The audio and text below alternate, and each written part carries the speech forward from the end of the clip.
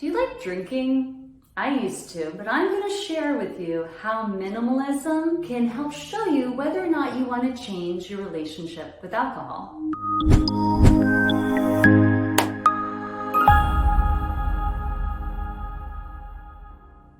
I'm Dara. I help people live a more minimalist lifestyle so they can focus on what matters most without getting overwhelmed along the way. If you're looking for a simpler life, stay tuned for more videos like this one. Are you sober curious? Recently, we've seen an uptick in people who are reconsidering their relationship with alcohol. And this may mean just the amount of alcohol that they're having or whether to have it at all. And since questions of consumption are central to a minimalist mindset, we're going to take a deep dive and discuss this. So in this video, we're going to discuss how minimalism and mindfulness can help you figure out if you want to change your relationship with alcohol. And secondly, how not drinking actually makes minimalism easier.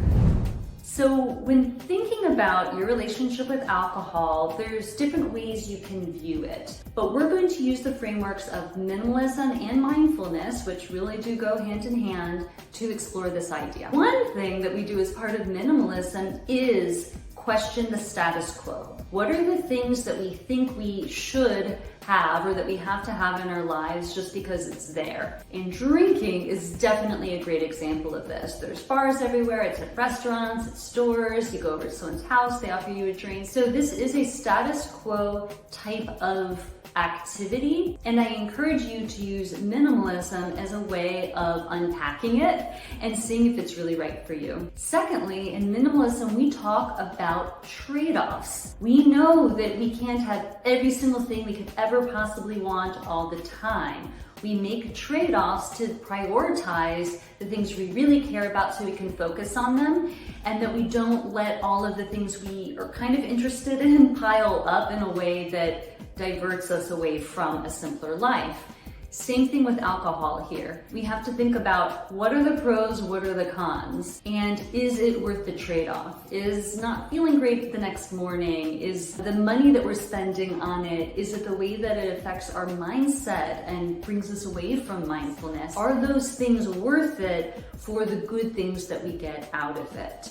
So this isn't about saying alcohol is good or bad or making big sweeping statements. It's actually reflecting inward and thinking about how it lines up to your other priorities. Another issue that comes up with drinking also comes up a lot with minimalism, and that's this issue of identity and attaching to an identity that maybe had some truth to it before, but we never want these identities to be prisons and cause us to do things that maybe no longer serve us. So perhaps you have an identity as a drinker, as somebody who goes out with their friends, to bars and parties. Maybe you think of yourself as a whiskey aficionado or a wine connoisseur. Those things start to become part of your identity. And again, individually, there's nothing wrong with that action or being interested in how wine is produced, but is that becoming such a big part of your identity that the thought of not drinking actually gets you into a tailspin of thinking like, well, if I don't have that, then who are people going to go to when they want to know what's the best bourbon I should get? And how does that affect my life? How does that make me feel? Am I uncomfortable now considering that I don't provide this maybe value to other people? Maybe that's part of the identity. So really unpack how this plays into how you think of yourself as a person and how you like to be perceived by others and how that might be influencing to a necessary degree whether or not you drink. As we continue to grow, we continue to change.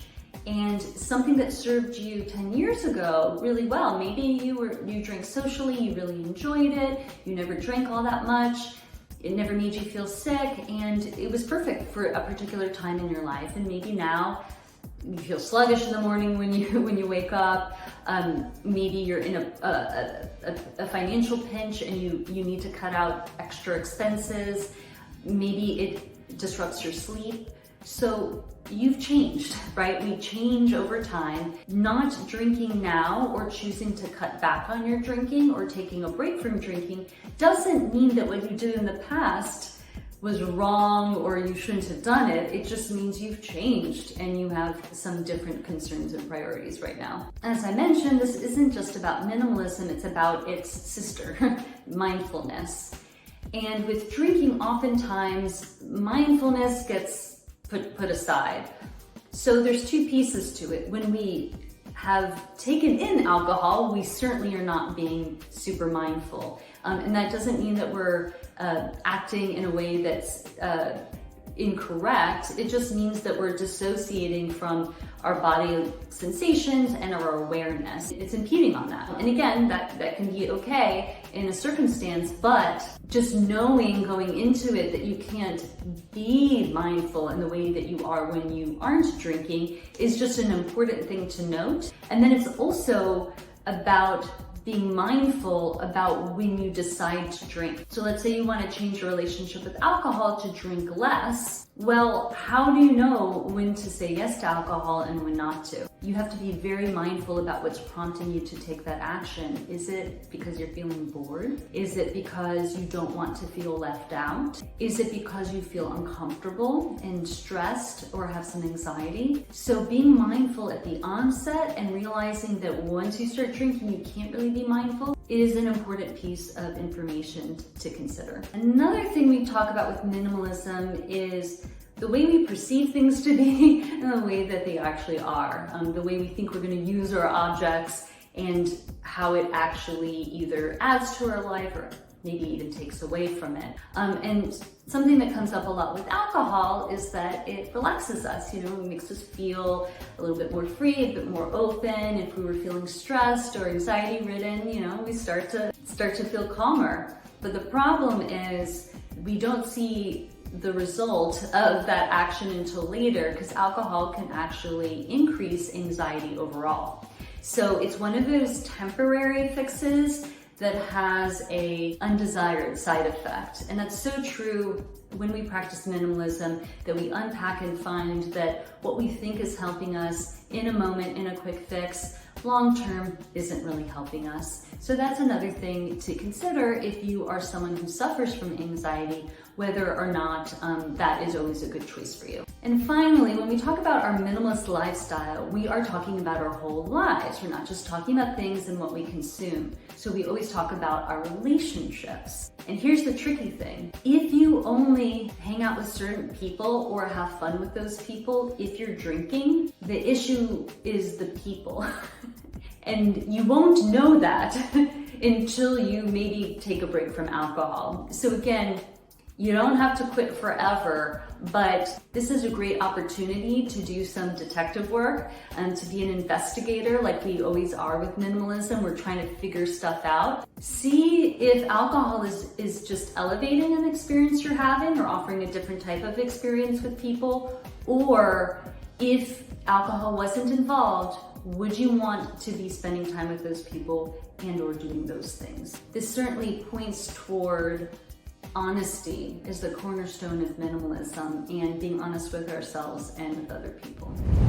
If those weren't reasons enough to at least explore a break with alcohol, some deep dive thinking about it, I got a few more reasons for you. It's actually even easier to be a minimalist if you don't drink alcohol, or if you keep your alcohol consumption to a minimum. I know when I stopped drinking, suddenly I had glassware and other alcohol-related objects that I didn't need anymore. So that was actually a very freeing exercise. To remove alcohol from my life actually meant I could remove physical objects too. When we talk about minimalism, we always talk about our financial situations, and with minimalism, we really want to focus our money on the things we care about and not the things that are less important. So by removing alcohol from your life, chances are you're going to save money on the alcohol purchases, but also on the cab ride home that you had to take because you were drinking. Or maybe you ate out